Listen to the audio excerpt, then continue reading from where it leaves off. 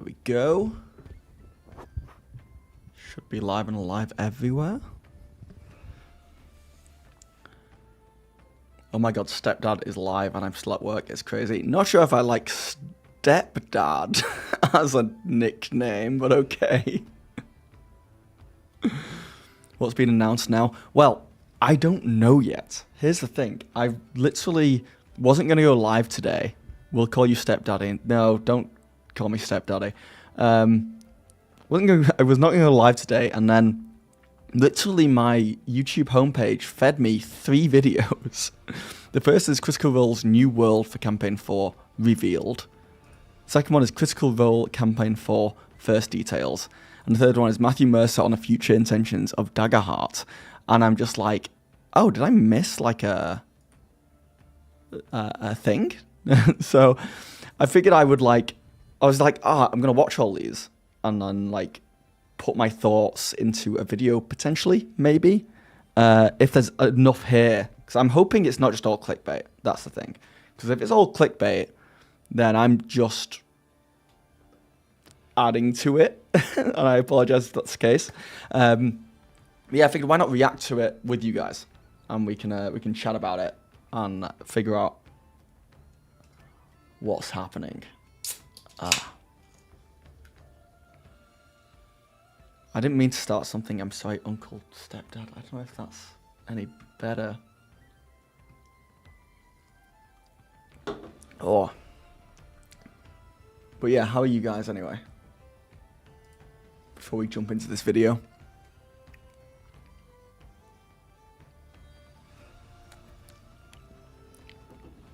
CPT Lande. Is that Captain Lande? Thank you for the follow. I should put that... Hold on, let me shift this around a little bit. Alerts should be above everything else.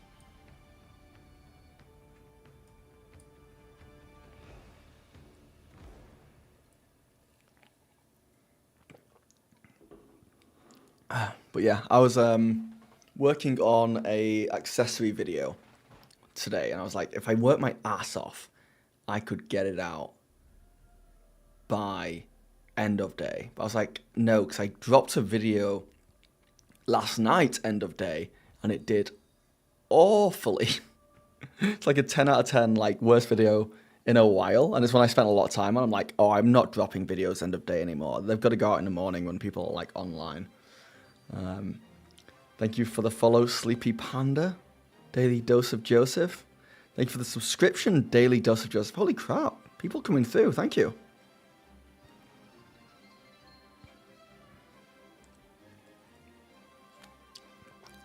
Daily Dose of Joseph. If you want to be my video editor, I can pay you $3 a video. If that's something you're interested in, let's talk. But I would feel bad paying you nothing and you editing until I can like afford you.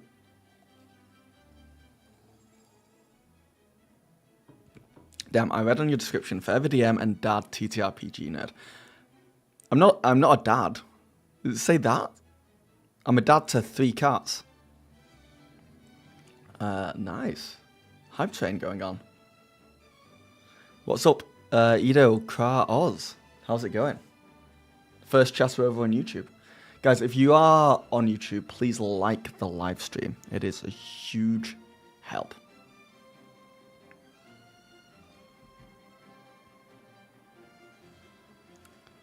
Counter offer for $3.50. I'd give you $3.50.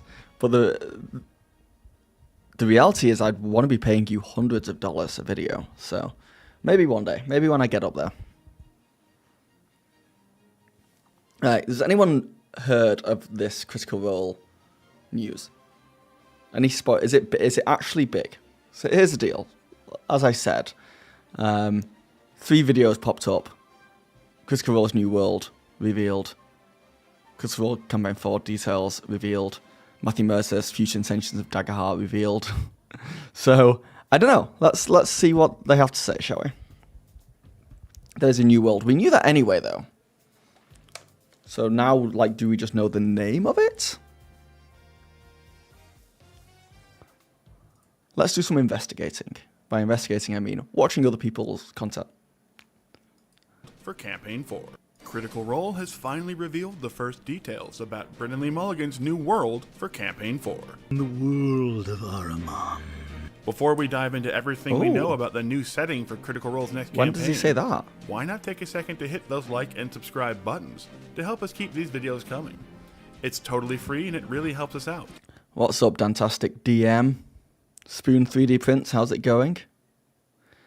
Your last editing job paid $30 a video, working for other D&D creators, so you're flexible. Now I feel bad paying you. Like I've been an editor as a day job, so I know how much work goes into it, and I obviously edit my videos. Like $30 a video is like $2 an hour. You don't want that. And then, let's talk about Ahriman. Oh, it was the ARG, was it? Ah. Yes, Critical Role Campaign 4 will have a brand new setting as Matt Mercer has stepped down as DM and shelved the world of Exandria for the time being, leaving Brennan Lee Mulligan to create his own world from scratch. And thanks to a fun little augmented reality game run by Critical Role over on social media and Discord, that is fun. We have finally uncovered the first details about that new world, a world Brennan calls Ahriman. Okay, so online, I think through Beacon and through a bunch of other stuff, Critical Role have left like clues, little, I presume that's the text we're looking at here, where people can just go and hunt down all this information from different places, and then you slot it all together, and I guess this is what you get, which is really fun. I do like that. It's like a online treasure hunt or escape room. What, you wouldn't stream today? I've just started, Maurice, and it was impromptu, for sure. Cool Sander wants in on. Well, I guess it's whoever's cheapest for you guys editing. I love D&D. I only need the DM's guide to finish my 2024 books. You have 2014 though. Nice. I wish I'd got the special edition 2014 books. I do not have them, and it physically hurts me. A word puzzle and then using a bunch of clues from the Critical Role Discord and social media to unlock various new phrases until finally someone realized that the key to it all was Brennan Lee Mulligan's Pinterest page of all things, which had suspiciously gone public right as the puzzles began rolling out a few days ago. That's cool. So there's a bunch of clues online that led people to this Pinterest page, which is new for Brennan Lee Mulligan. His Pinterest page, now once again private, had a lot of images that appeared related to world building under the header of the word Ahriman, A-R-A-M-A-N. And when you type those 6 letters into a password-protected page on the Critical Role website, discovered by the critters who were solving the other word puzzles over on Beacon Discord, it revealed that 1, we would be getting some kind of big Campaign 4 announcement tomorrow, and 2, a 20-second audio clip of Brennan talking about... What's the date today? 20th. So it's literally, there is an actual big announcement happening tomorrow. Okay. Ahriman. Guess I'm streaming tomorrow as well. Thank you for the follow, Apollo. The world that will serve as the new setting for Critical Role's Campaign 4. Within the world of Ahriman, there exists a growing darkness in the shadow of revolution. 70 years ago, were the Shapers cut down those 7 lords of creation that saw fit to cast their children into ruin and shadow forever. So in that clip we learned... Dude, they are going all out, and I love it. Does anyone know? Because I wasn't in the content creation space for Campaign 2. And I definitely didn't watch Critical Role in Campaign 1. I came into Critical Role about halfway through Campaign 2, properly.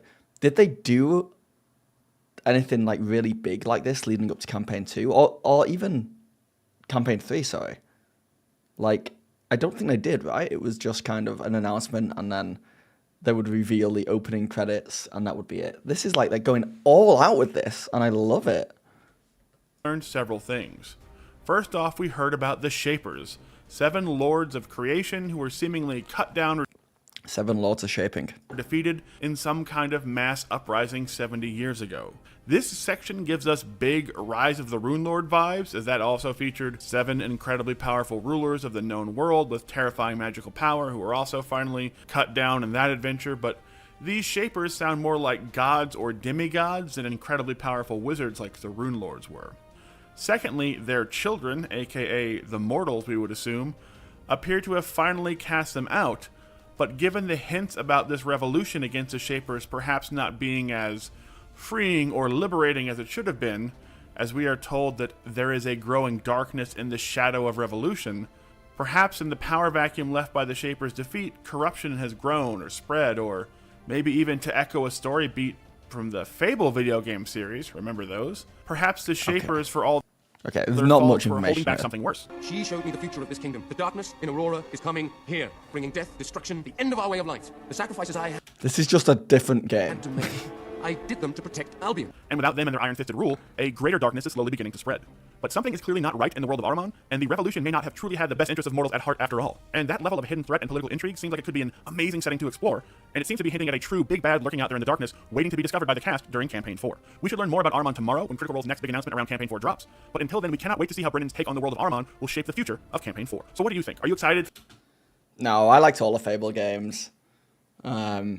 Except I never played like whatever the last one was that came out, unfortunately. I think Fable 2 is the one that really has a place in my heart. What does the cast look like? We don't know. I guess we find out tomorrow. There's a couple of missing, like big chunks of missing information about this. So this is really, I love this though. I love them doing this online treasure hunt. I love them releasing it in like a drip feed manner. Now we know the name of the world, and we know that some very strong beings were kind of ruling it, and then there was a revolution, and now we're, I don't know, we're just going to get thrown into it, I guess.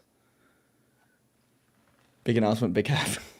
You want to know why my hair gets so big? One, it's because it's like humid in here and it's affecting it. But it's because I'm looking at myself constantly, not in a vain way. It's because I'm just making sure the feed's okay. And because the screen is like reflected and my left is on my right when I look at it back, I keep putting my hair the wrong way. It actually should sit like, wait, I don't even know anymore. But I keep messing with my hair. It makes it big.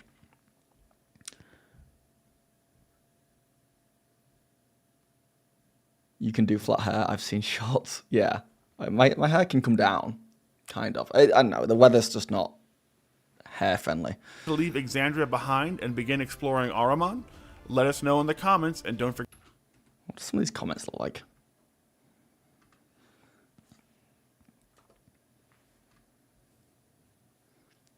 Knowing Brennan, it already sounds like a socio-political allegory about founding ideals and current events.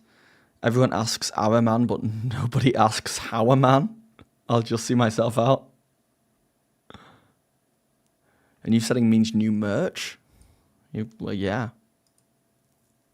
I mean, the old setting meant constant new merch. Excited to get in on the ground level of a new world and new campaign. Yeah, that's something we've not really spoken about. I know a lot of people don't want this new world and they want Exandria to continue, and I think that's fair because people get invested in that world. And we've talked about like, oh, it's a new world, that'll be exciting and that'll be fun. But I've not really talked about the fact that like this could be a chance to pull in a whole new generation of Critical Role fans, because a lot of people probably just don't watch Critical Role because it's like, oh, I've got to watch 300 episodes or 10 years of content to like catch up. This way they can start fresh. It's actually, I think it's a much bigger play than we think it is, and it's a much smarter play than we think it is from just like a business content creation perspective.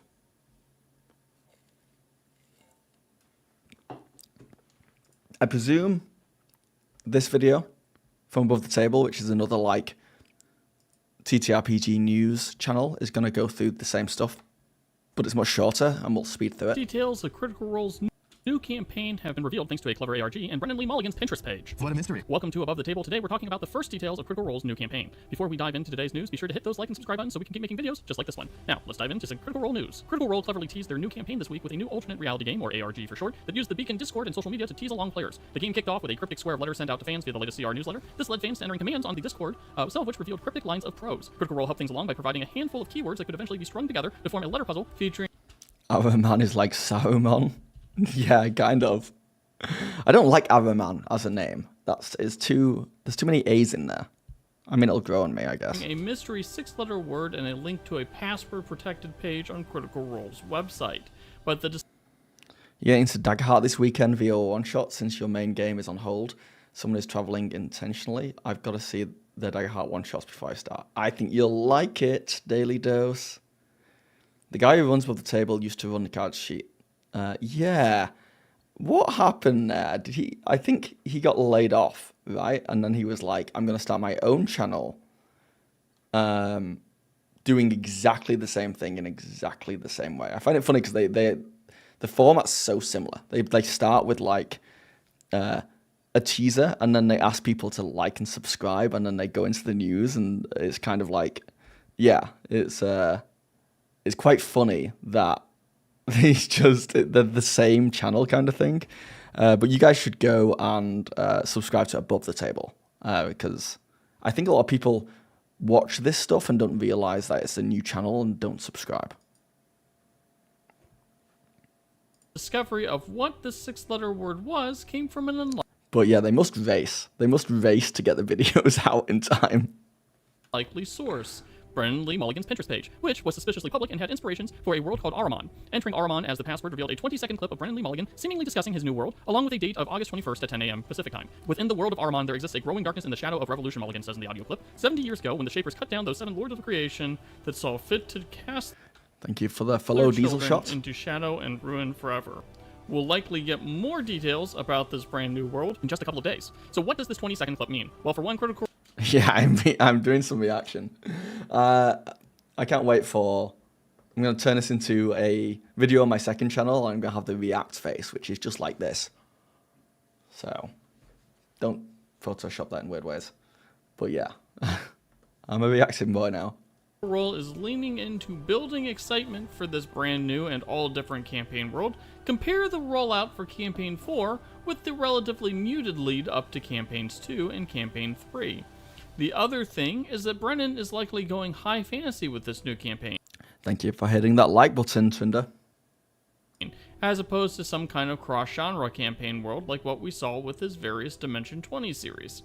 Now, of course, this gives Brennan plenty of room to work with, of course, but it's interesting that he appears to be sticking with something a little bit more traditional in terms of fantasy, as opposed to something a little bit hipper. Now, do these new teases excite you? Let us know in the comments, and don't forget... And actually, not that I want to say that there's a competition between these two channels, but Character Sheet was 3 hours late. Above the Table got there much earlier, so, you know. And this one is a longer video. People might prefer that or not. Okay, so that's the news, the main news. We'll look next at Matthew Mercer on the future intentions of Daggerheart, because that's super interesting, and maybe there'll be like clues there to whether or not the next campaign will be Daggerheart or not. I doubt it though. Like I said, these guys are professionals. Ollie became a member of the channel, the bonus action faction. Thank you so much, Ollie. That means a lot. But yeah, that's it. What do you guys think? We've got a name. We've got an idea. Like, it definitely gives me the vibe that what we're getting is a very traditional fantasy world here. That is like, in the midst of change, we don't know who the characters are. We don't know who is playing in the game. Well, we do. We know Matthew Mercer's playing in the game. That's really the only solid stuff we have there initially. We don't know what system they're going to be using. that's still up in the air. I've had arguments for both sides that have kind of convinced me, but I'm personally on the side of Daggerheart.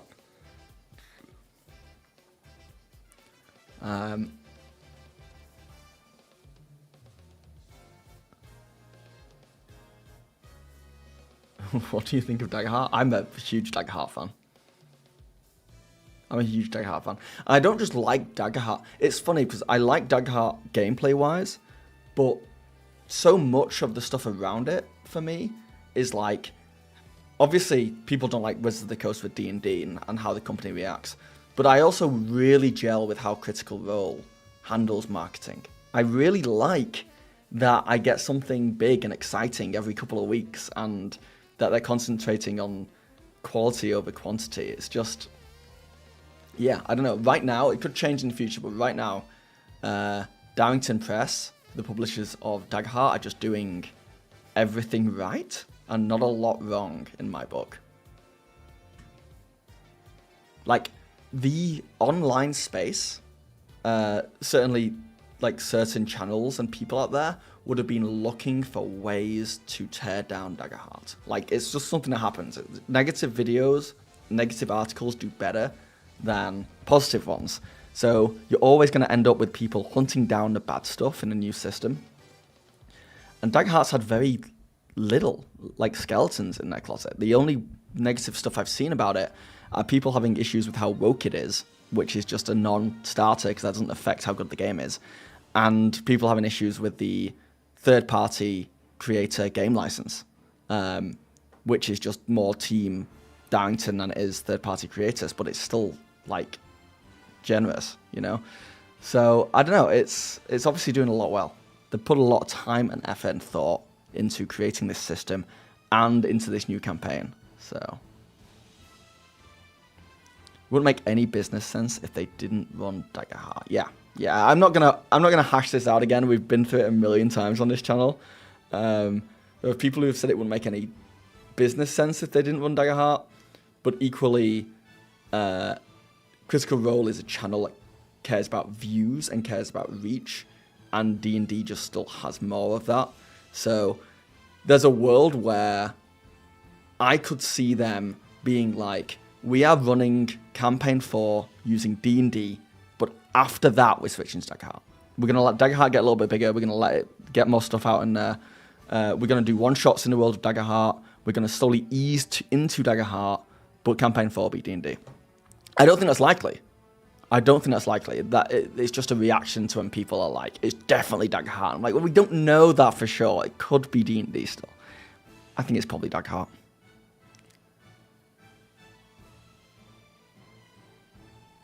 There's so many new RPGs coming out with different mechanics, but I just keep coming back to the 2D12 of Daggerheart and looking forward to when I get to play again. Yeah. I've not played it. I've GM'd it. I've GM'd a few games of Daggerheart and will continue to do so for the months to come, if not years. I've not played it. But that being said, I barely played D&D. I've been a forever DM for so long.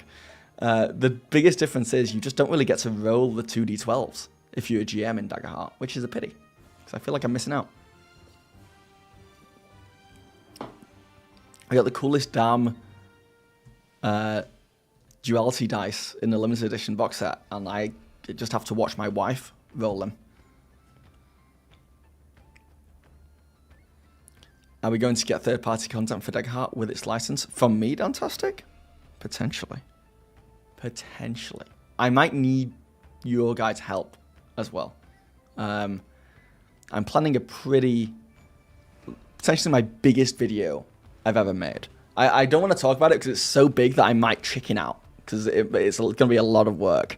But I'm playing a very big video, and it's about me creating some third-party content and like going through the process of that and looking at it's going to be like a journalistic piece of like how that works as well. Because I don't know, I've never made any third-party content. I've never written a TTRPG like book, adventure module, or anything like that.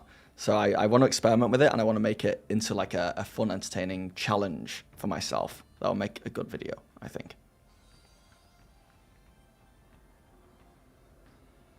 Thank you for the follow, the Direpug Storyteller. Also, if I didn't say it, Six Eliath, thank you for the follow as well. And thank you for the likes. When you guys like this video, I think my chat like pops up with a little heart on YouTube, which is fun. So you like something new every couple of weeks, yet people tear down D&D for a new book every 3 months. I like... The books are bad. If the books were good, The Bard's Forge, I would love it. Yeah, I'm seeing a bunch of likes come through now. So I appreciate that. Yeah, the problem with... If Downington Press was releasing a book every 3 months and they were bad books or mediocre books, I wouldn't like that. But if D&D were dropping like really fun news and doing really cool events and bringing people together like every couple of weeks in some way, I'd love that. I'd love it. Yeah, marketing is insane with Daggerheart. They do a romance set and nobody is negative about it. D&D is tweeting a picture of a showgirl and everybody is saying D&D is dead. I saw that. That is just because Daggerheart hasn't pulled over the... what's a nice way to put it? The type of people who would complain about that. D&D has a huge, not huge, a loud following of people who... are very anti-woke and have a very clear defined way of thinking, and they want their products a certain way. They've not come over to Daggerheart yet, so Daggerheart can kind of get away with making content for everyone rather than just the one particular type of people. D&D, I feel bad for it, but when D&D experiments, they get torn apart.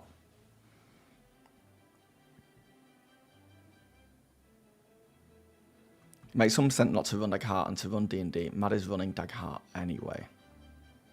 Yeah, my thought process was like, did they get Brennan on so that Matt doesn't have to like DM a system that he didn't create? Because Brennan can be like, I'm gonna look. We've been through it. We don't know. I think it'll be Daggerheart. I think it'll be Daggerheart. I hope it will be Daggerheart.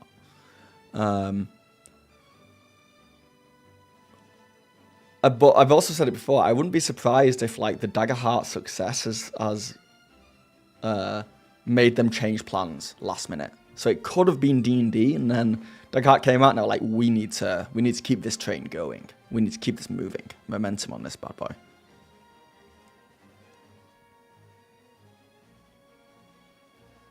So a D20 is not even used. In Daggerheart, the DM rolls a D20, just like in D&D.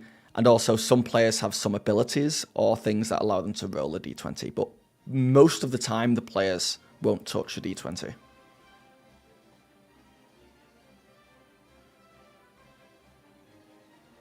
Grognards. Yeah, that's the best way to put it. Grognards.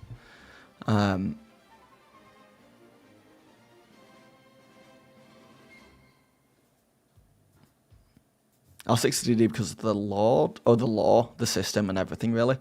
Yeah, and most people don't care about the business decisions of Wizards of the Coast, but I care about the quality of the books. That's what I care about. I care about the quality and also customer service. I'm still mad they took a la carte from D&D Beyond. I'm still mad that they got me hyped for Sigil or Sigil or whatever, and then failed miserably with that. I'm like... My problem with D&D is obviously similar to what everyone's problems are, but also they keep promising stuff and then under delivering or not delivering over and over and over and over and over again.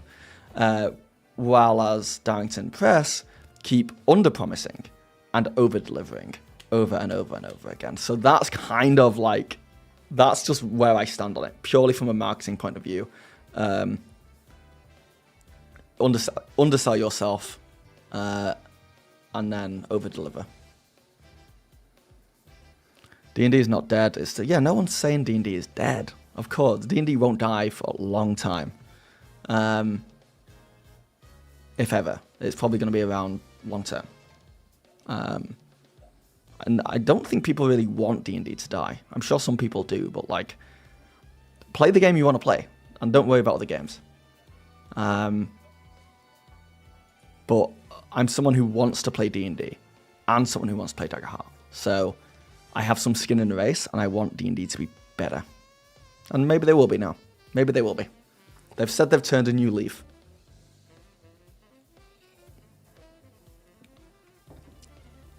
B, what was the news? Critical Role. There's going to be a big announcement tomorrow, apparently. That's the big news. The news is there's going to be news tomorrow, but they've revealed the name of Ben and Lee Mulligan's world. It's called not Amaran. That's the name of some lights that I want. There's a new name. There's lots of A's in it. And also, they've dropped some lore. They've done like a lore dump about it.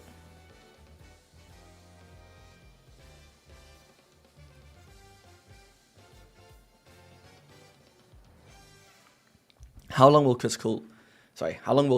campaign 4 run? I'm not entirely sure they'll make a huge few hundred session campaign. Brennan's expertise lie in a shorter format, as far as I've seen, but Critical Role has that long form. Well, Brennan's just never really shown us long form, right? I'm sure Brennan will be good at it. I think they're probably going to follow their same pattern. It's going to be a few years. It'll run for a few years.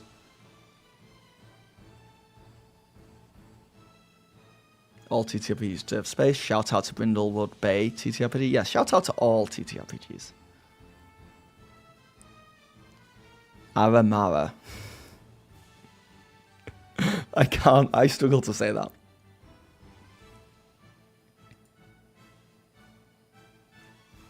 Hold on. What is the actual? It's Araman. Araman. It looks like Armani from a distance.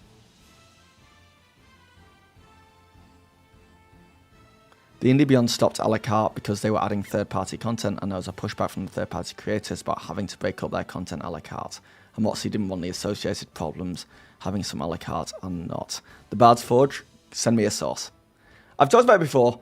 It's not just that they cancelled a la carte, which made it worse for me, the consumer, because I liked a la carte, but they also keep tweeting, and people keep asking them questions on Twitter and on other formats about it, and they ignore them. It's like the worst customer service and social media management I've ever seen. Like, just to ignore your clientele who are like, hey, I liked this product, why did you remove it? Just nothing for like 3 years is awful. They removed a la carte, I presume, because they were just releasing too much stuff and it was too expensive to keep doing it. And also people were just coming in and paying $5 for a product when they could buy the book for $30. I have no doubt, the Bard's Forge, you might be right, but I have no doubt that getting rid of a la carte made them money. I have no doubt it made them money. And if they come out and said, that's why we're doing it, because we want to make more profit, because right now D&D Beyond's not profitable and like we're struggling, I'd be like, fair enough, power to you, make money. But it's the lack of information.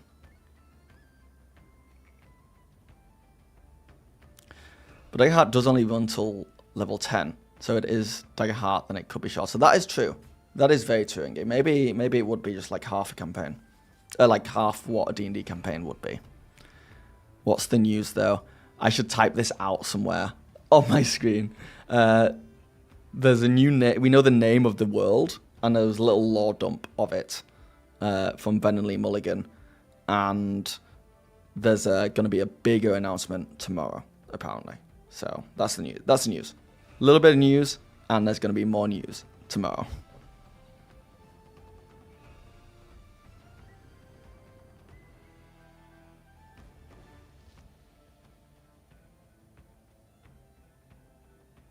The world building in Worlds Beyond Number was pretty good. I've not listened to that, but I've heard amazing things about it. I really should get on it. Alright, catch you later, Daily Dose. saw Professor DM's last video talking about number of events involving top TTRPGs in Gen Con. Shadow Dark was 100. Yeah, I don't know enough about that. Is that just how much money the companies have to put into... Because obviously planning an event costs money, right? So, like, I don't really understand, like... Because even Professor DM said in that, like, some of these events were cancelled because not enough people were going to them. So it's like D&D could have 1,300, but it's just like, I guess you're just renting out rooms and hiring a DM, but then that's got nothing to do with popularity. That's just like budget, right? No word on what game system they're using yet, Justin, but hopefully tomorrow, like literally hopefully tomorrow. I'm really hoping for tomorrow because they're going to have some kind of announcement. Shall I just stay streaming until they announce it? That's the name of the stream. My live stream doesn't end until Critical Role tells me if they're using Daggerheart or not. We just do a 24-hour stream. Araman. DMs are generally volunteers, right? Your money's on Daggerheart? Yeah. I think so. There's enough of us in here. I want to do this test. I'm going to do a poll. I would love it if you guys engaged with me. Daggerheart. D&D. What will C4 be? I'm just curious. I think I know this will be heavily one-sided, but let's see. Please feel free to take part in our poll, guys. I'd love to get that number up.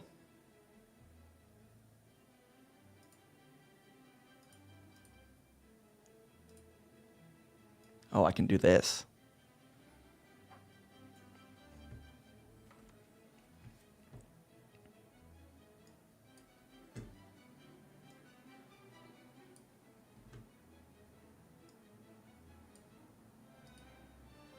No, don't unpoll. I want to see the...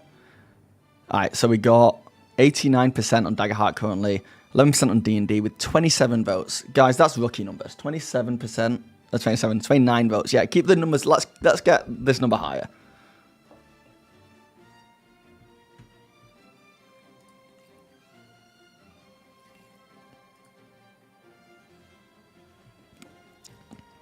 Just polling Twitch. Just YouTube.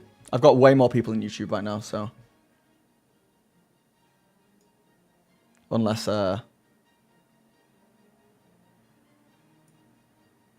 But anyone who is on Twitch, just let me know in chat, and I'll remember that you voted. 35 votes. Everyone's saying Daggerheart, so... That is genuinely quite funny, because I think... If I had asked this question, like, even just a month ago, it would have been much closer to 50-50. You'll switch to YouTube and vote. You don't have to. I can just let me know what you're going to be voting on. Daggerheart, yeah. I came over to YouTube to vote. Well, welcome over, Diesel. It's funny, because I would rather have people on Twitch, though. I think. I would rather have people on Twitch. Because that's where the money is. That's where the free Prime subs are. The more people I have on Twitch, the higher up I get in on the channel that I'm streaming to, and the more likely randomness will come in. I'm not really sure how YouTube works. I guess it's just how clickbaity my YouTube thumbnail is.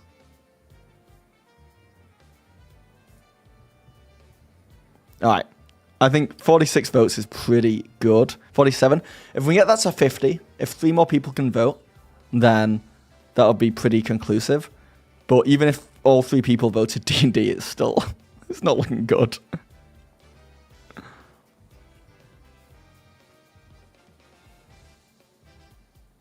They actually slightly changed that on Twitch, but that is still the general formula indeed. Oh, how did they change it? Like, can I get found? Without a bunch of viewers now? Thank you for the follow, Sangre00. I'm also very close to 1,000 followers on Twitch, which I'm excited about. YouTube appears to push lives more towards people who have viewed your videos, subscribers. Yeah, but then I got 100 people on YouTube right now, which is phenomenal. It's because it's news, I think. I think just news stuff does well.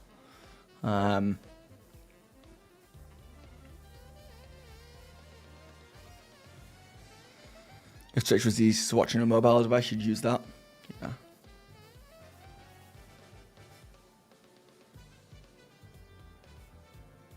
How would I feel if it's D&D? By the way, we have 56 votes. We've destroyed it. Daggerheart is by far what is expected by this chat, at least. So, nice. Thank you for taking part in that, guys. I don't care one way or another. It's all about the story and characters. Yeah, I think a lot of people are like that.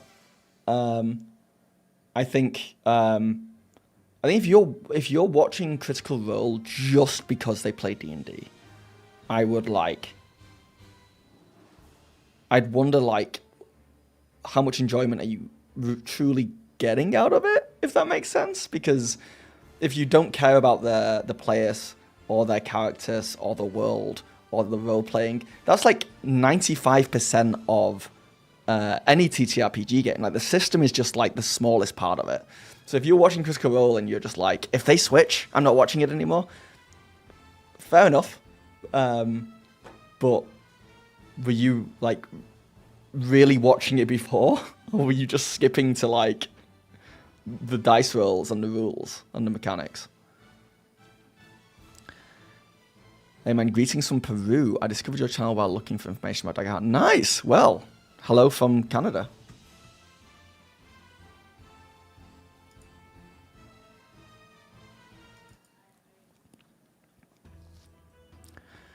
I saw a surprising number of people get upset about the GM change and potential system change. I expected Critical Role fans to be excited for Daggerheart or Matt as a player.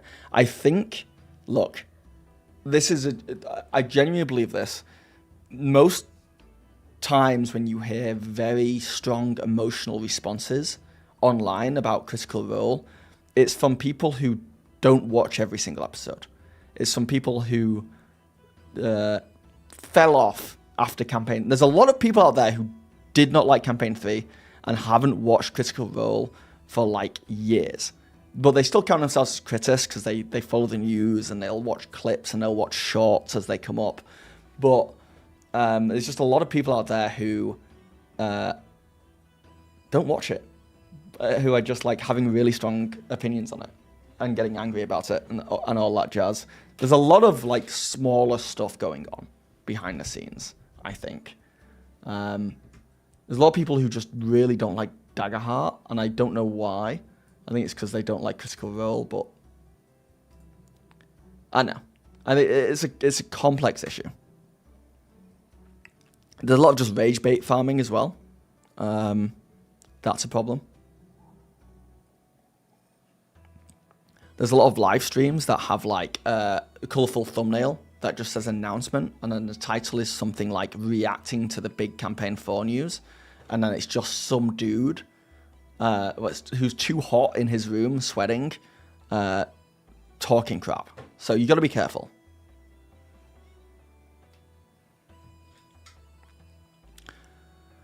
You think people are freaking out because Critical Role is a comfort show for them, and any changes are scary? I'm the opposite, but I get it. There's a lot of yeah, I think that's true as well. I think people don't like change. People don't like change, but it's fine. It's gonna change. It's fine. It's fine. People don't realize that like the other news that they could have done instead of this is that they were retiring and Critical Role was being cancelled. Like the show was going to end. That would have been the worst case scenario. Like this is not a bad scenario. Everything's going to stay the same. They're just going to be rolling 2 D12s instead of a D20 from now on. That's like kind of the big difference. And combat's going to be more fun.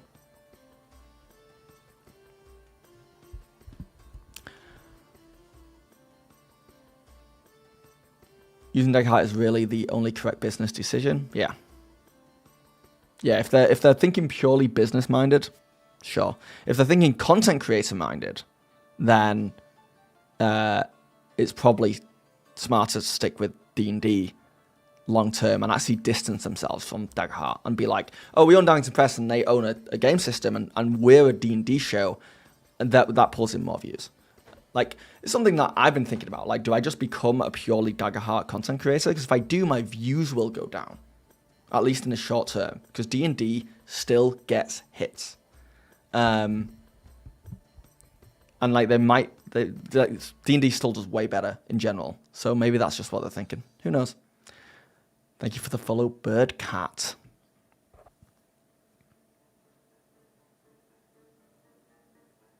Yeah, the amount of change, you're right. The melting action. Melting reaction. Please, Maurice. I've had a name change.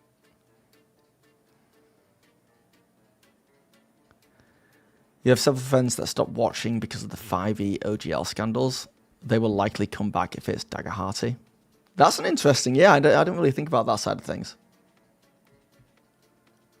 It'd be interesting to see if Critical Role follow the rules more closely with Brennan as they do D&D. I remember Matt saying at the start of YouTube for Campaign 1 they'd be loosey-goosey with the 2014 rules. Yeah, I don't know. I think Brennan is pretty... or can be pretty loosey-goosey, if not more so than Matt.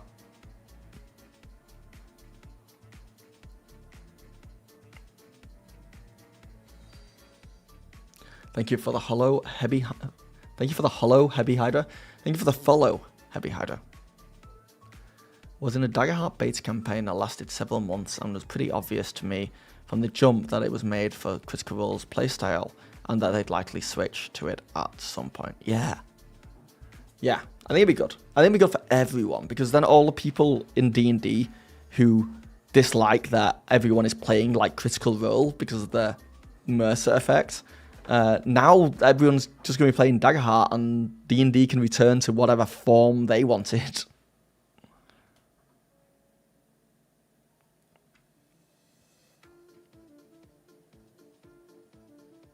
Just got here, what's huge news. There was like an online treasure hunt thing that Critical Role has been doing for the past couple of days, if not weeks, where people piece together all these puzzles, and it led to Brennan Lee Mulligan's Pinterest page, which has just got made public, and that gave a password that led to another website that when people put that password in, they got a voice message from Brennan Lee Mulligan that said that talked about the new world that they're going to be playing in, which is called Araman. And there's a bunch of lore about like there being a revolution and these beings that are called Shapers and all that stuff. It's not huge news. I wish it was like I went through it all. I didn't know when I started this video, but they did say that there's going to be a big announcement tomorrow. So that's the big news. The big news is that tomorrow there's going to be bigger news. So now we're just kind of chatting a little bit. But I do also want to watch this Matthew Mercer on the Future Intentions of Daggerheart video, which we'll watch now because I've not watched it and I'm interested to see what the future intentions are for Daggerheart. And see what that entails. Is there news today? It was the name of the world and that little lore drop. Down with Matthew Mercer to talk about the design intent behind Daggerheart. This video is sponsored by Start Playing. More on that later. I feel like I can find my fantasy in every aspect of Daggerheart if I want to find it. See, that's exactly what we hope for with this game. Like, Yeah, on tomorrow its for the face, news. you can play it as is, and it's totally functional as a system. But within this, like, you're not even having to homebrew. Yeah. That's the elegance of the system right Yeah, now. people can go back. That's not even People you can click homebrewing. back to That's the like, start. That's the rules. You can do Yeah, that. as intended. That was the hope, is to, outside of homebrew, give you enough built-in utility and customization options that feel natural within the game's design, that it's almost like training wheels to homebrew in a way, Yeah. where it's like, this is your first RPG, and right out of the gate, we're showing you just Matt should sell the bracelets that he always wears. He should sell his own how many version of ways that. you can kind of shift and change and make it your own. And then if at a certain And point some you nail reach a polish. boundary, here's a kit to show you how to open the rest of the way. Everything the light touches, sort of moment. And it's a part of that kind of the merger of like old school game design philosophy and new school game design philosophy, which I think Spencer, Rowan, a lot of the design team has brought of people who were, grew up. And you know what? I'm going to set another poll going, because this is one that I'm genuinely interested in, which is have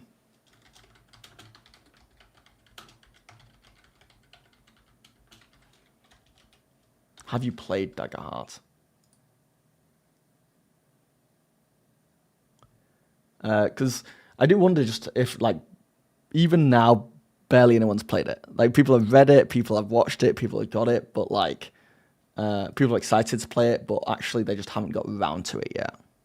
On many old school Yeah, this is games Todd Kenrick's and video. have Yeah. also immersed themselves in a lot of more narrative forward games and kind of looking at all these different really amazing designs that exist in these little pockets and what parts of these games resonated with us, what things make them special, and how can we kind of refine these. Sapphire, sorry, you may have a session 0 this evening, but you've yet to play it. So you're got to click no. What? Wait. We have 41 votes already? That can't be right. Hold up.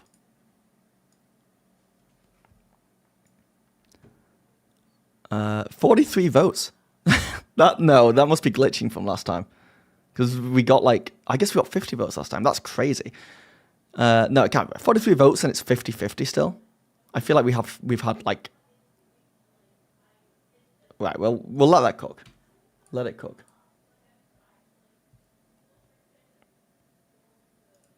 Oh, you have played it? Nice. Take the best of them and more or less make the game that we wish we could play. Yeah. And so I'm very grateful that a lot of people out there seem to see it in the same light, which is great. It's not for everyone.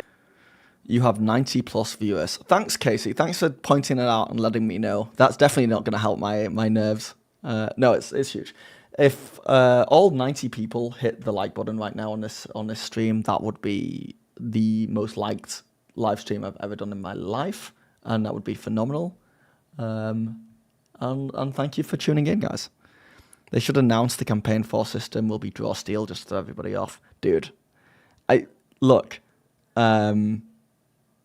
Matt Coville and the Critical Role guys are friends, aren't they? Are they not close? They could do that. I would be surprised if they didn't do a one shot in there or something. And no game is for everyone necessarily, but I'm really happy that a lot of people have been enjoying it. And those that don't like it, maybe you'll find a table one day that'll at least make you like it a little more. But we have a lot of. Oh, no, what I was going to say is also part of the. I think he just says Araman, but he can roll his R's, and I struggle with the R sound, so pretend I can say my R's properly, and it's Araman.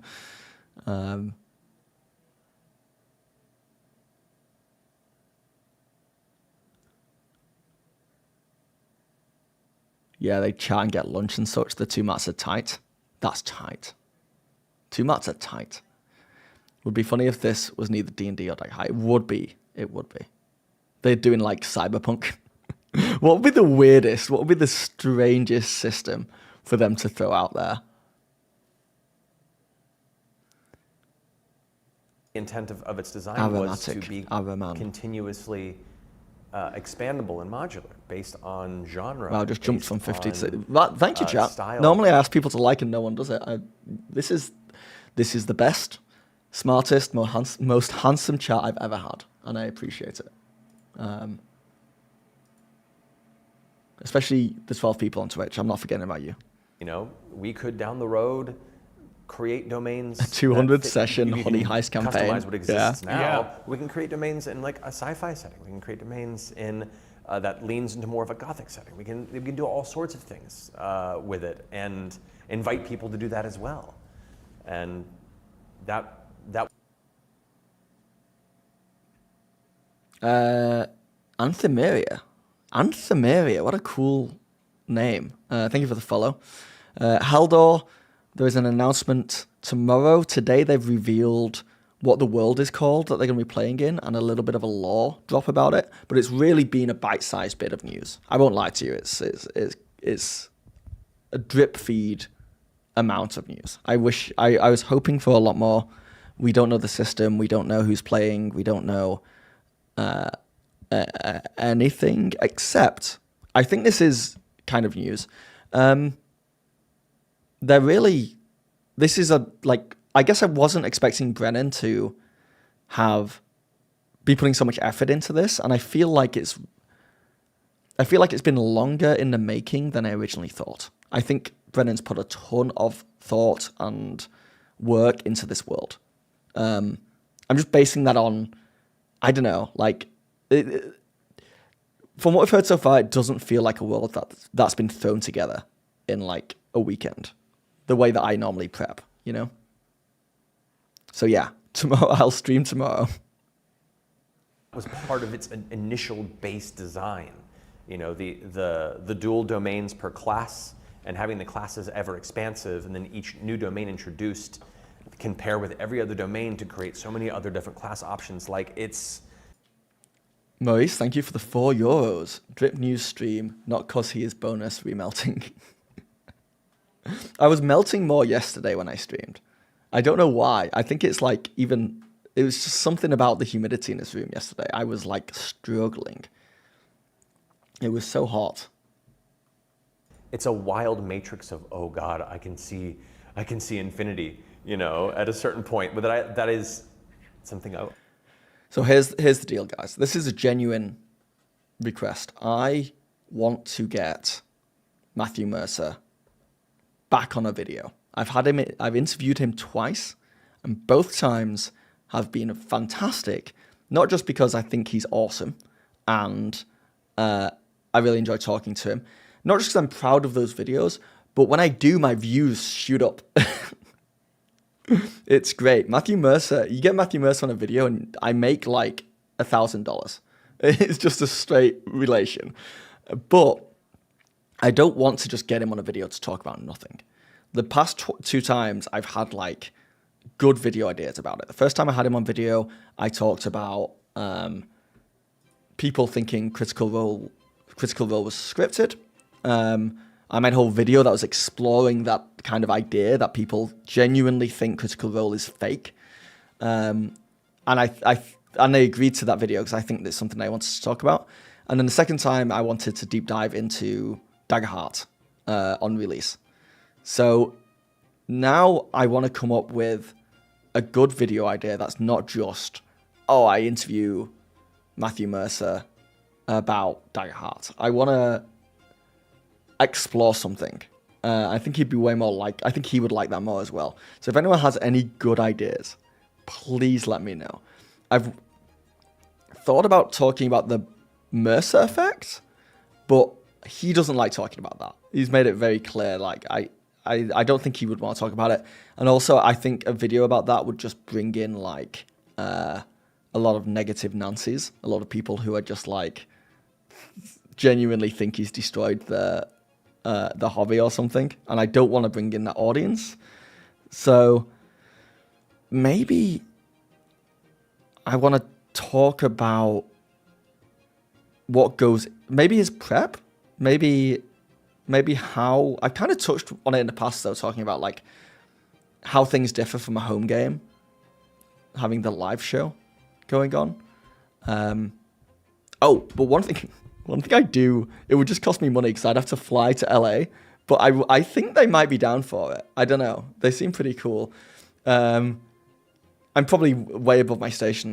They'd say no, but I would love to send them an email being like, if I fly to your studio, will you let me give a tour? Like MTV Cribs style, where I look into the space and how it all works and do interviews and stuff. I think that would be really, really interesting and a very interesting video of them just walking me around, doesn't even have to be them. I'd rather almost talk to someone who's not them and someone who is like someone behind the scenes on the show that we don't normally see. To see like, I guess the video would be like highlighting the people who aren't the main cast and what they do to keep the show running. Studio tour, yes, yeah. Ask him about getting the cast to try new systems. Yeah. The thing is, I'd want it to be like a 20-minute long video, you know? It'd have to be a chunky thing. Ringtail, what's up, man? What's the Mercer effect?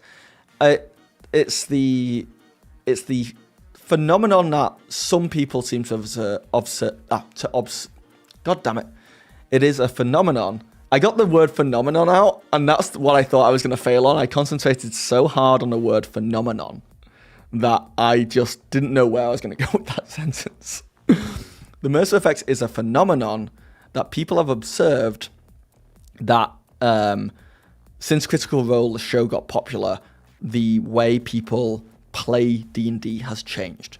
And people are trying to play it in a way that simulates the actual play. It's like, you guys ever heard of like art imitating life and life imitating art? It's this thing that like is in I mostly know it from like the TV and film industry, and it's the idea that we watch TV shows, we watch an episode of Friends, and we see them hang out in a coffee shop, and then we think that's what us as humans do.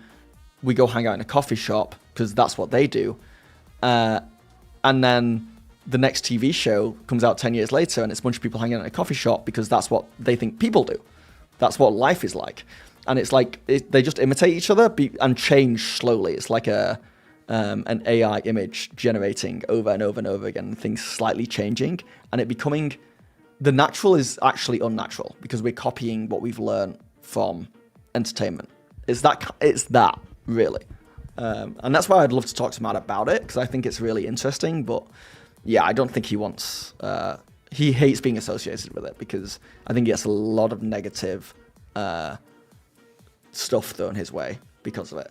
It's not really a thing, I don't think. Like, it's a thing as far as, I'm sure there are some DMs out there or some players who have been at a table where people are like, Matthew Mercer does it this way, or are you not going to roleplay like Critical Role do? Or, oh, this world's not very ironed out. Like, but that's not Mercer. That's just you have an asshole at your table. You have an asshole at your table. That's the thing. And that asshole would exist no matter what. Like, they would find another way to be an asshole at your table. Don't worry about it. It's not a Mercer effect. It's an asshole effect. It's not a Mercer effect. It's an asshole effect. That should be a tagline. No, because that makes me sound like I'm calling him. No. Moving on. Ask Matt about map building and counter building. Ask him how much he plans ahead and how much is emerging storytelling. Bad. I think that's really good. I would love to like go through the motions, and that's why I would love to do a video where I'm like building a map with him. But maybe I'm just fanboying and just want to go to their studio.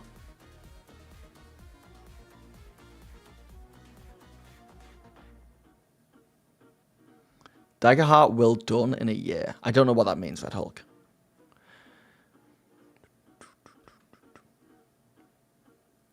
I'm confused. Can you please tell me what the huge news is? Just jump to the front of the video. It's not that huge. There's bigger news coming out tomorrow. But yeah, you guys can jump around the video. So you can jump. You should be able to jump to the start and just like speed through to where I talk about it.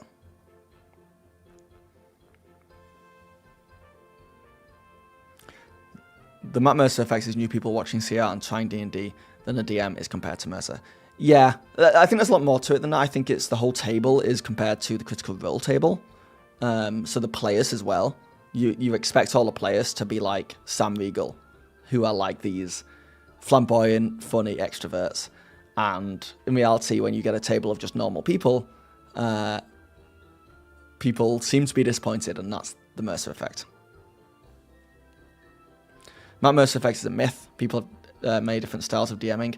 If you don't like the style, emulate it. If you don't, you don't. Divas Arts, I agree. and I've thought about this a lot. I want to make a video talking about how it doesn't exist, it is a myth. But I was researching the idea of that, and apparently when people observe it enough and when people say it exists, it actually starts to exist. It kind of like brought itself into reality if it's observed. So I think the Matt Mercer effect does exist. I think there are tables out there where people are expecting more from the DM, and that's having a negative effect on the table. I think the deal is it's not as big a deal as people make it out to be. It's not changed the hobby. It's changed like 0.05% of tables. The Matt Mercer effect is just your player being a dick. Yeah. Or there's the other side of it as well. There's another part of the Mercer effect, which is that, also this is what I'm looking at this whole time, it's just Matt's face as I'm talking about the Mercer effect. The other part of the Mercer effect is that some new GMs, some new DMs come into the hobby and they see Matthew Mercer play, and he does it so effortlessly and does it really well because he's got so much experience. And when they do their first game, it doesn't go like that, and then they are hard on themselves. They're down on themselves. They're like, I can never be like Matt Mercer. I can never run a good game of D&D. And it's like, no, you can run a good game of D&D. There's no such thing as like the perfect game of D&D. You can run a game of D&D your way and have it good. And also with time, you will just become a better DM. Like time and practice. So you aren't reacting to new news. I reacted to new news at the start of the video, Milk Tots, at the start of the stream. And now we've just kind of been talking about it. Because I've been streaming for an hour. Might sound obvious, but they're coming out with a video game and a new Mighty 9 series, and at least Laura and Travis were hyped to talk about it at GalaxyCon last week. Yeah. Mercer Effects is a myth, I read already. A self-fulfilling prophecy kind of thing, yeah.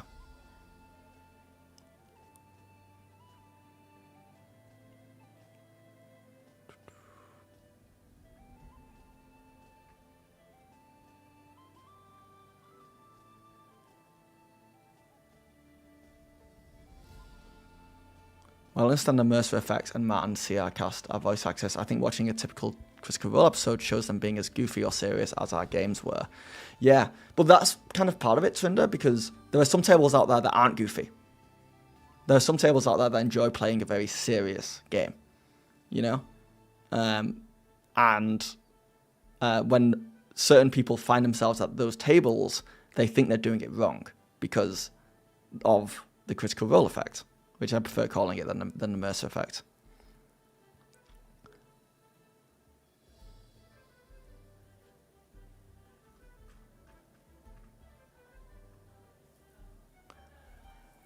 What's up, Retro Gamer?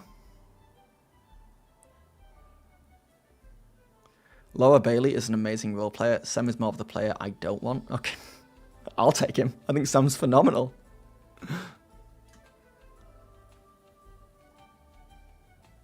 So you're reacting to the news that there's news tomorrow. Why not just do this clickbait stream tomorrow? I will, Miltos. Don't you worry about it.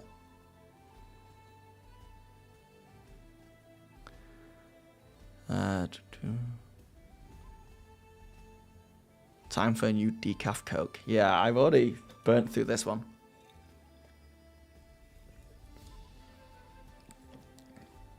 Zero sugar, zero caffeine. Just natural flavorings. No bad chemicals at all. Yeah, right.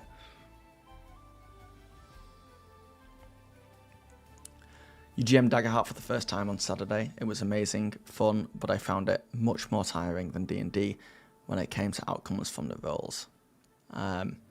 Yeah, you kind of got to do a little bit more mental gymnastics. I found everyone's different, so I don't know how other people are finding, but I found when I GM'd Daggerheart, it was surprisingly easy to,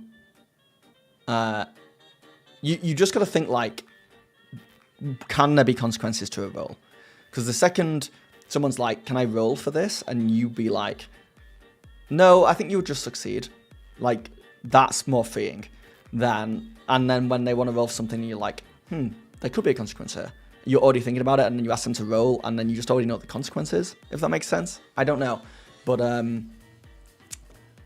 I kind of find it freeing in a way because I become a slave to the dice a bit more. I just let the dice lead.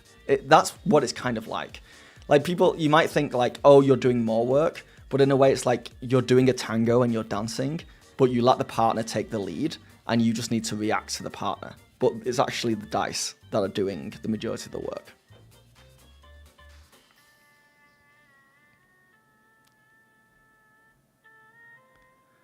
FYI, I'm a veteran. I didn't realize I went to Twitch. You just stumbled over there by accident, Alex. They gave a time of day for it. Not that I know of yet, but I presume it's going to be like 3 o'clock-ish. My time, which is EST. We're running the stream to tomorrow. Yeah, I'm doing a full 24-hour stream, guys. No, I'll do that if the views stay above 90. I won't end the stream because that's a crazy number. Thank you all for coming in. Sam is great. He's a little imp that throws curveballs. Everyone needs a few of those in your life. Yeah, but he also just has had some of the most memorable moments.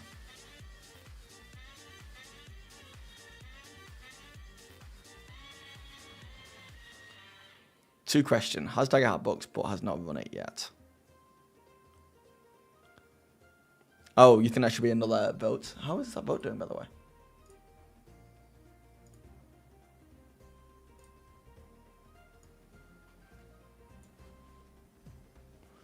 Now it looks like Mercer is reacting to the to the vote or to the chat. Hold on. I think this is good. So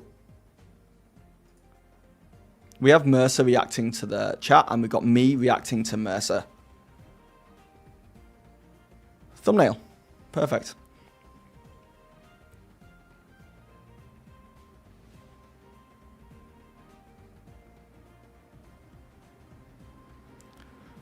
$10 a.m. West Coast, is that what the time is, Donald? Good to know. So what time is that for me? That's like, I'm 3 hours, so 1 o'clock EST.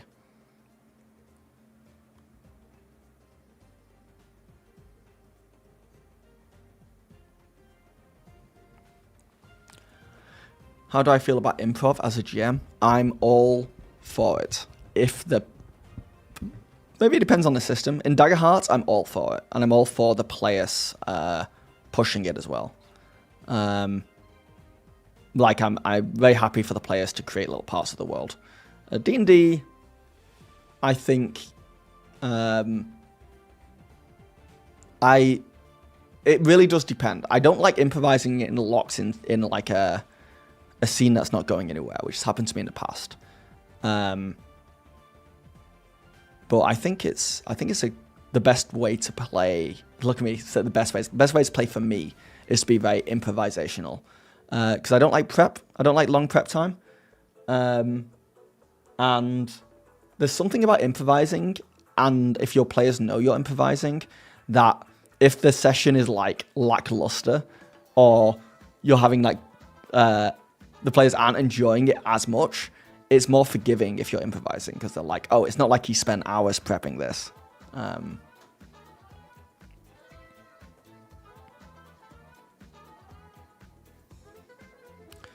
Lol, the Mercer reacts, he's so surprised at half and half of it all.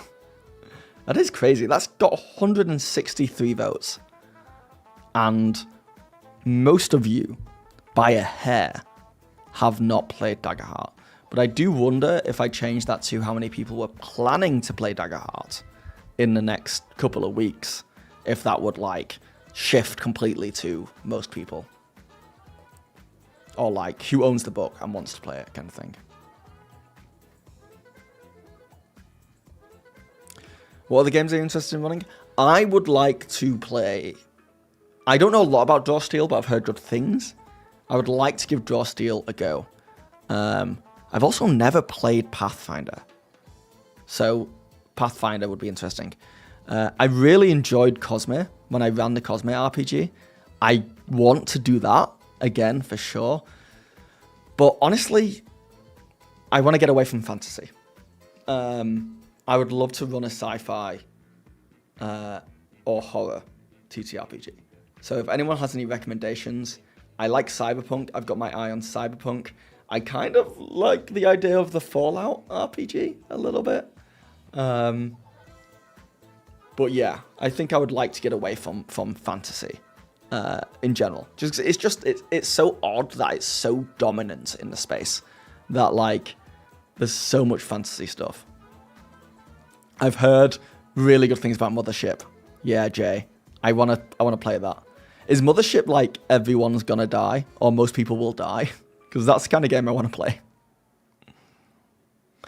Ever considered running a superhero TTRPG? I have, and I also take recommendations for that. I've seen like the one that's called Masks. I know Marvel has one out. So, Door Steel Slaps played a one shot last night. Nice. You run a game of Pathfinder for you and a group that you choose. Thank you, Bards. Yeah, I have to like study up on Pathfinder. Like, how different is it from, say, D&D?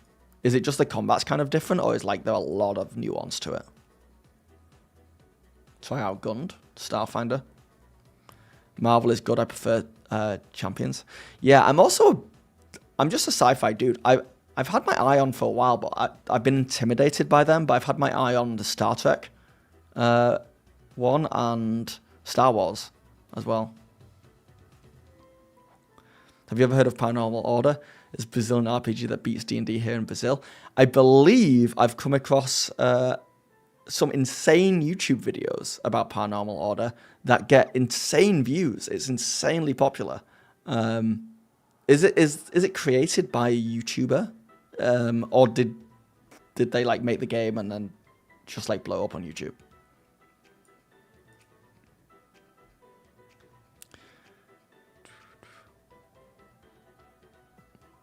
We have our RPG group operate out of a sci-fi museum, get to roll dice next to a TARDIS on one side and a Chateau Picard wine crate on the other.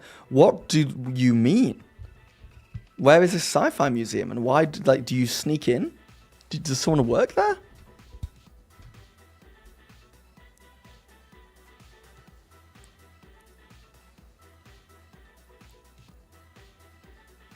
I'm hooked on urban fantasy right now. Medieval fantasy is feeling stale for me. Yeah. Yeah, maybe a game system that's set in a modern world could be fun too.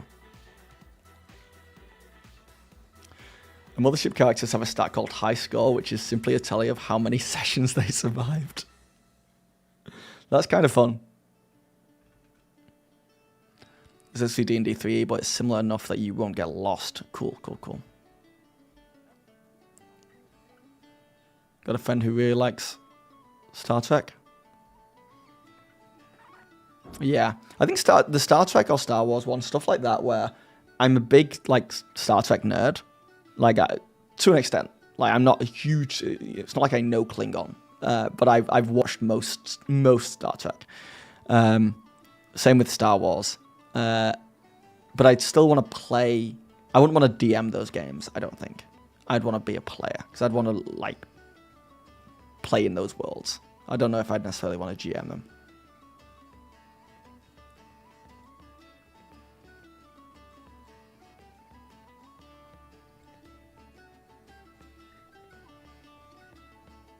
Star Wars 5e is great. It's entirely free and has so much content. Star Wars 5e? Is that like based on a D&D 5e thing, or is that its own system?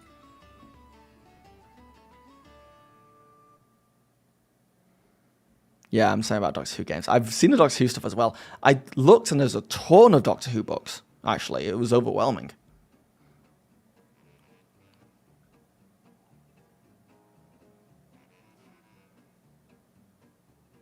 Oh, it's a fan-made D&D 5e mod, yeah. There's too many games out there. But yeah, I certainly would like to get out, because I've looked at the Lord of the Rings game as well. I know there's a 5e version of that, but I'm just like, I gotta get out of fantasy. Maybe Cyberpunk will be my next big one. No, I've not played any Czech RPG.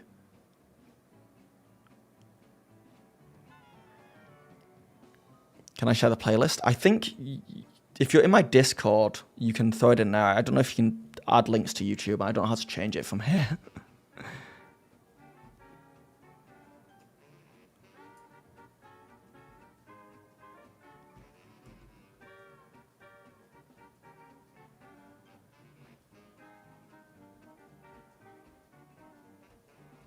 Wait, is Mystic Arts in here?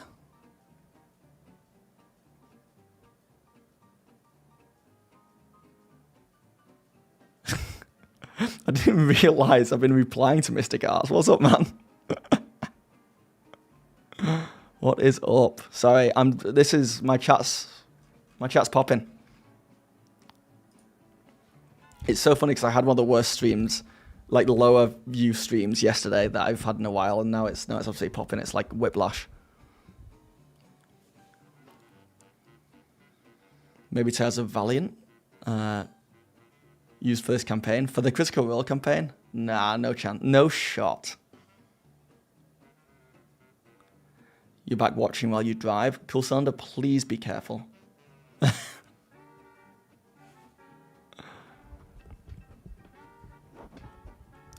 Oh, God, came for the clickbait, stayed for the quality vibes. Well, I did react to the news.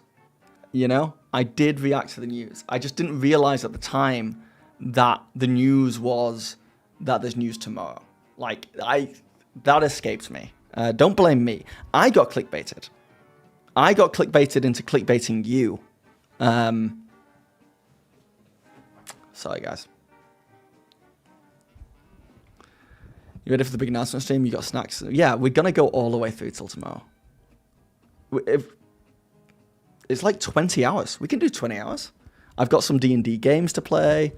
We can do the first act of Baldur's Gate 3. Then we can wait for the announcement and watch the announcement just be like, yeah, we've got a bigger announcement coming next week. Fractal by Bates.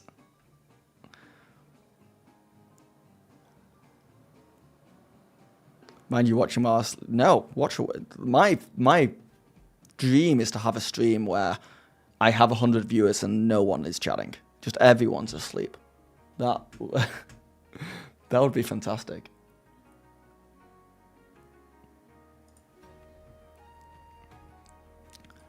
Clickbaitception. Yeah, there is a video I want to make about clickbait on D&D YouTube. And how it's affecting me and making me want to do it more.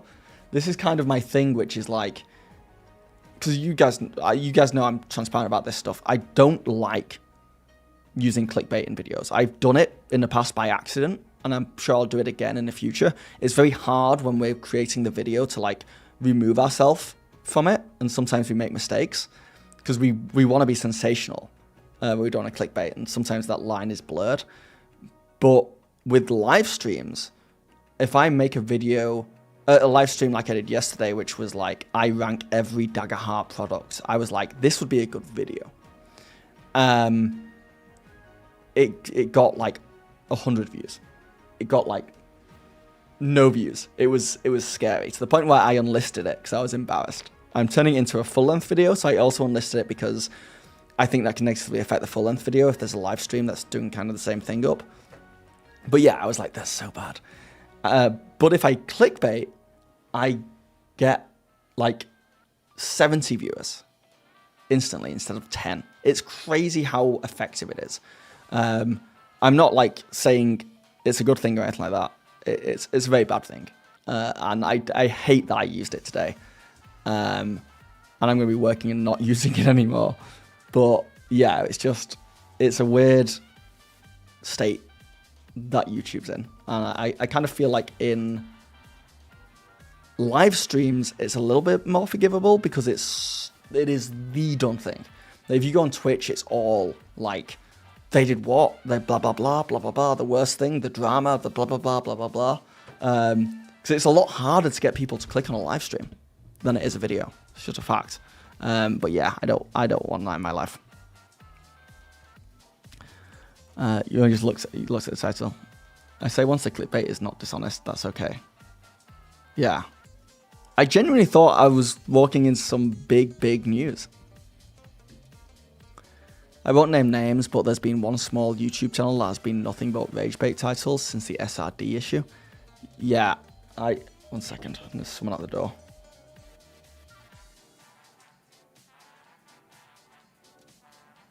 My wife's got it. Yeah, there is, and I kind of get this as well, because it's so hard to say no to it.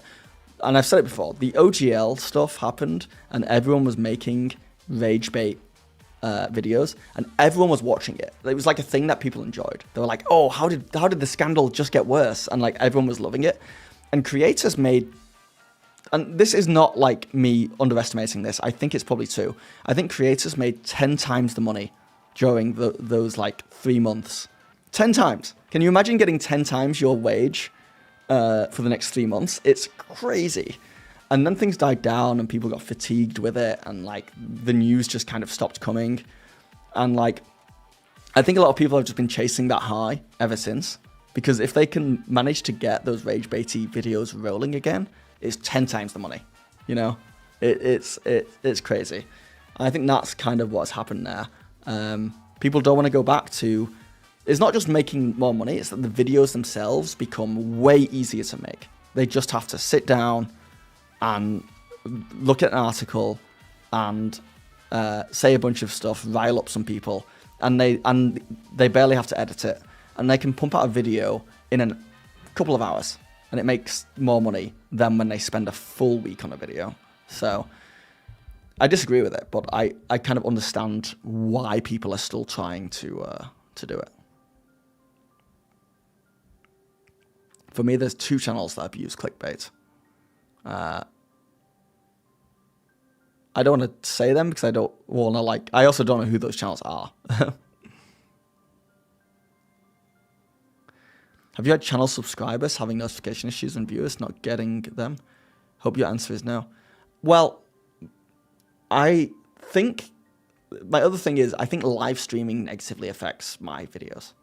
I dropped a video yesterday and it's like one of my worst videos I've ever made. I put a ton of effort into it. I don't know why it's doing so badly. Maybe I'm just like not connected to. I don't have my finger on a pulse like I thought I did. But whenever I start live streaming a lot, I tend to see videos flop more. I'm not sure. But apparently other YouTubers have seen that as well. Like live streaming on YouTube negatively affects their videos. But we'll see. Luckily, or unluckily, I like live streaming too much. It gives me joy.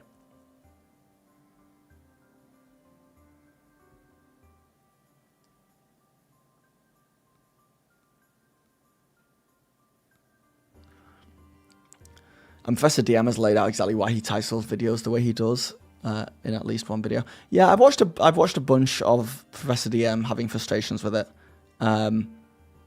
I do wonder sometimes if the reason why someone will use rage bait and then they do so much better than other videos, and when they go back to making a normal video it flops, is because you've changed your audience.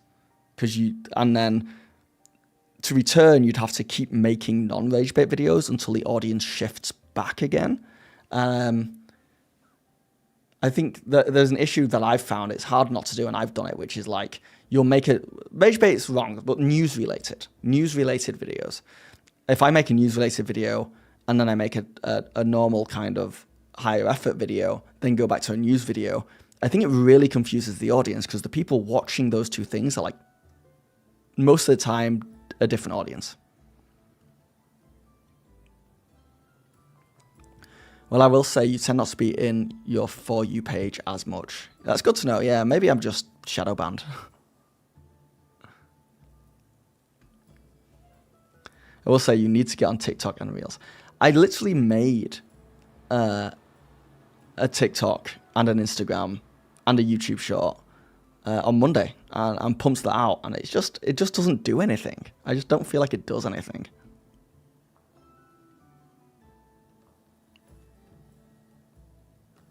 Why not do what most channels do and have a live VOD channel, live reaction, then link it to your main account in settings? I think I do have a second channel, and I want to get that channel monetized, but at the same time, I flip-flop between that. I don't have a strategy. That's my issue. I need to have a strategy and stick to it.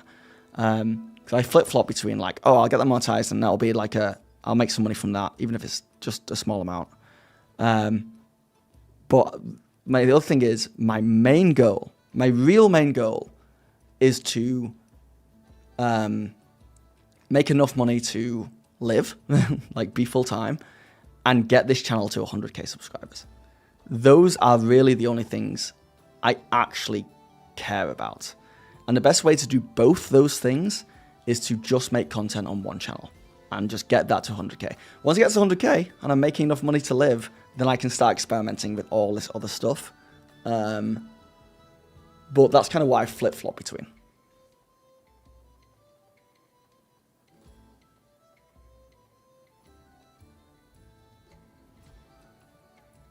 When is the huge announcement? Tomorrow. They're doing a bigger announcement tomorrow. The big announcement today was simply the name of the world dropped and some lore about Brennan Lee Mulligan's world.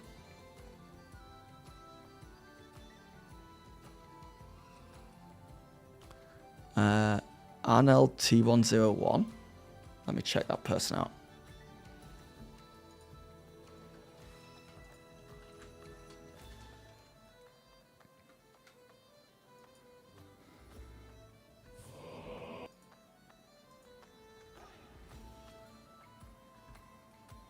Oh, does he do Star Wars gaming content? Yeah. Man, he does daily videos, though.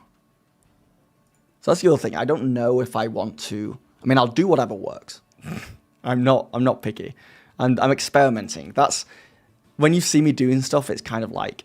That's what it is. I'm experimenting to see what works. But... I'm not sure if I want to be making daily content.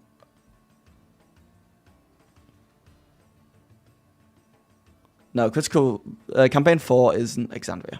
It is Amaran, not Amaran. God damn. It is Araman.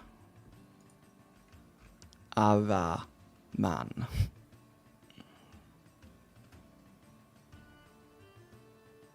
There's just so many days. Mystic Arts, are you still doing 2 videos a week?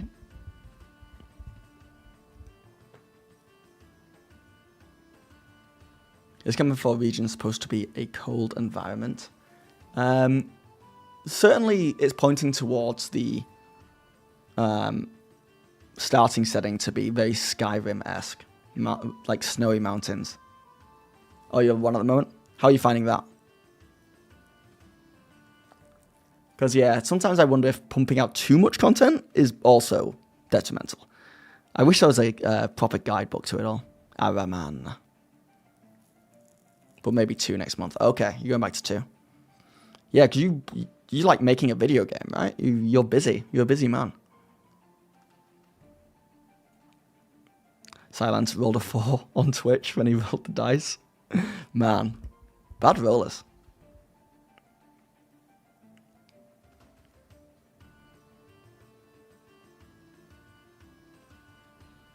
One's manageable, 2 is fun.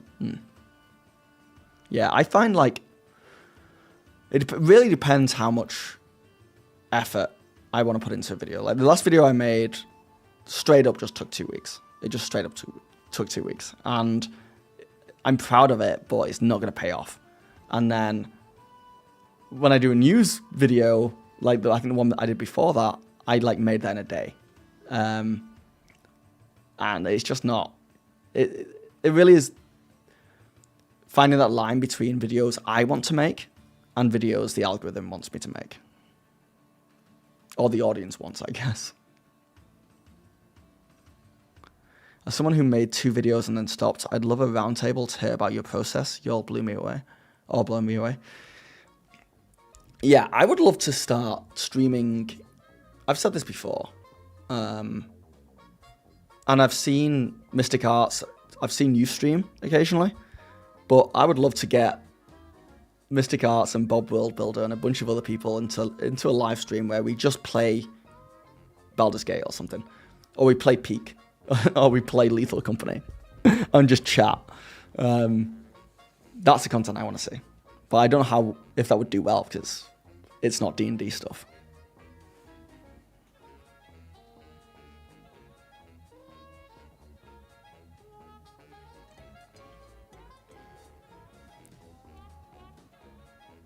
Get me in there, yeah.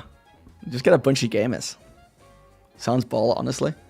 What, I mean, I would be down. I would be down. I would want it to be an impromptu thing. It would be like a level of like, if I got into the habit of like streaming most days, it would just be like, oh yeah, we just all jumping on Peak tomorrow.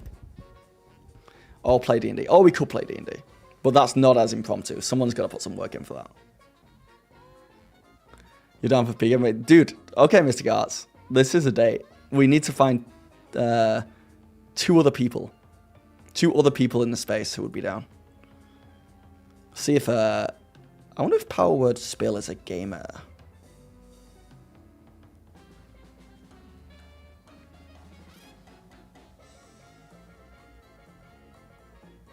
That poll is so close to 50-50. It's pretty crazy. It is pretty crazy. I wasn't expecting that, actually. I thought it would be that most people hadn't played Daggerheart by a lot. I mean, it's still the case, but it's so close. With 239 votes, which is wild. The Dungeon Dudes game? Are they gamers? Like video gamers? Like Friendslop? They can be the missing duo.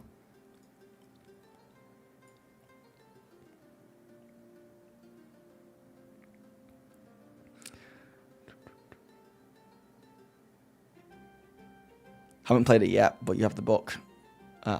It makes sense, actually, because I guess this is a live stream that is about Critical Role, so it's probably pulling in fans of Critical Role, and there's probably a lot of people who have tried the game. In here, at least. Like...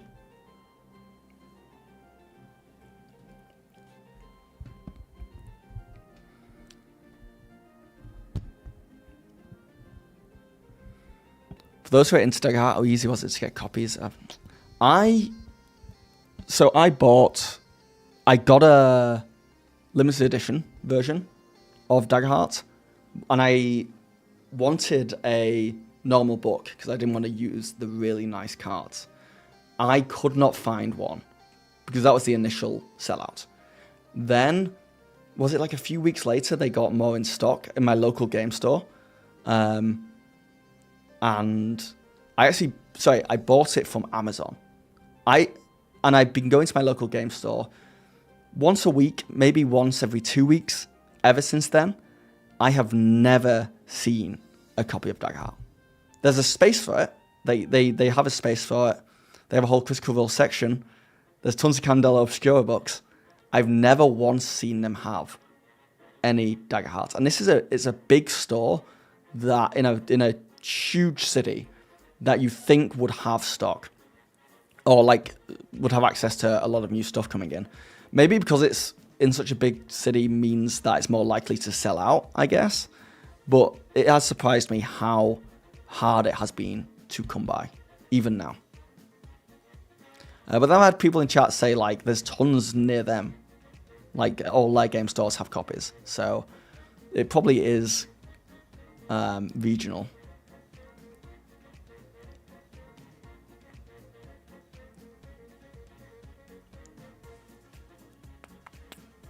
How long until the announcement? 16 hours, I think.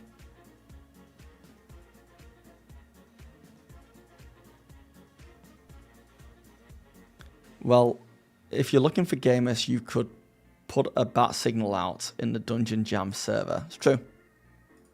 That's true. You just want a Lego set, Sean? Is that still sold out? Also, have you thought more about VCs in the Discord? In my opinion, we have the manpower to handle it, and I looked in another small D&D creator's Discord, and he had VCs as well. What would people use voice chat for in my Discord, Cool Cylinder? That's the question. I don't like it. I don't like people, like strangers talking to each other under my roof, you know? Especially in like, there could be like there could be kids in there and stuff. I don't know. It feels like it's just, in my mind, it's an unnecessary thing that could be trouble. So I'm averse to it. I found a copy of my local game store, but there were only 2. Yeah.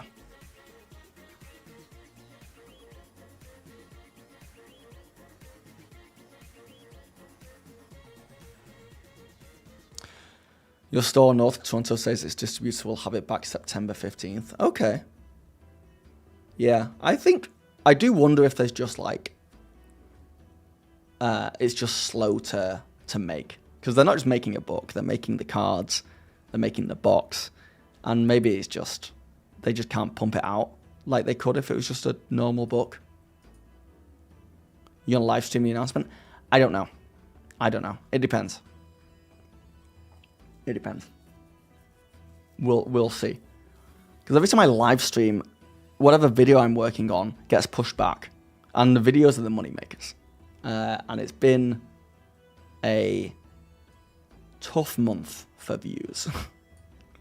So I think if I can finish the video tomorrow morning before the announcement, then I will live stream it. I also don't know I wonder how well that stream would even do, because people won't be watching me, they'll be watching the announcement, right? Like, well, maybe. It might be a good test.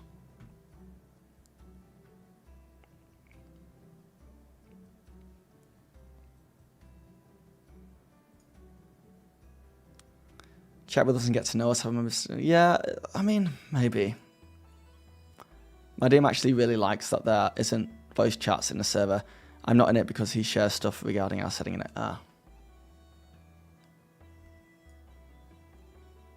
Only do it if you want to host games in there or let people host games. Yeah, I don't really want that. Voice chat would be useful for movie nights. Can't you just all befriend each other and go into your own chats? Yeah, voice chats are impossible to moderate. It's a huge gamble. That's my issue. Yeah, Jay, that is my issue. I just don't. It makes me weird to think about.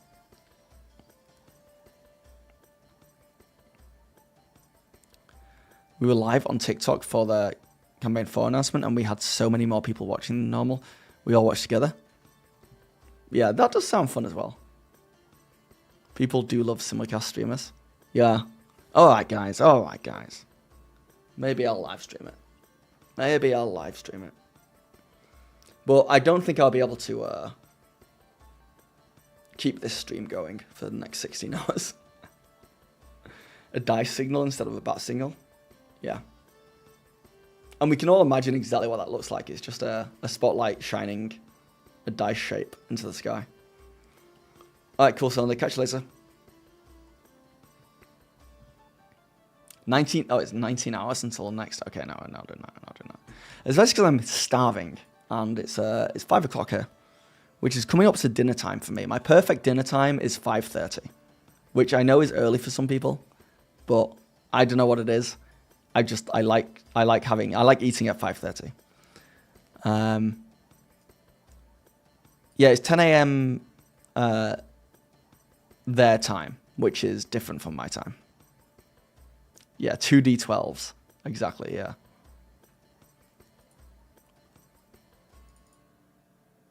Isn't it like 10 a.m.? Yeah. Sorry, time zones, yeah. Yeah. Alright, guys. I'm going to go get some food, I think. I apologize if you feel like you've been clickbaited. Tomorrow, there will be a huge announcement.